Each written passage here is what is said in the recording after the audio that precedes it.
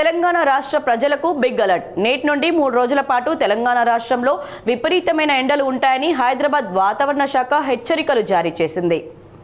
రాష్ట్రంలో ఎండల నేపథ్యంలో తెలంగాణ ప్రజలు చాలా అప్రమత్తంగా ఉండాలని వైద్య ఆరోగ్య శాఖ కీలక సూచనలు కూడా చేసింది. ఈ 3 రోజుల పాటు బయటకు రాకూడదని పేర్కొంది. మధ్యాహ్నం 12 గంటల నుంచి 3 గంటల వరకు అత్యవసరమైతే తప్ప బయటకు రావద్దని public health director doctor Ravinder Nayak సూచనలు చేశారు. దాహం వేయకపోయినా కూడా తరచూ నీళ్లు తాగాలని స్పష్టం చేశారు. మజ్జిగ నిమ్మరసం తీసుకుంటూ డీహైడ్రేట్ బారిన పడకుండా జాగ్రత్తలు పడాలని వెల్లడించారు.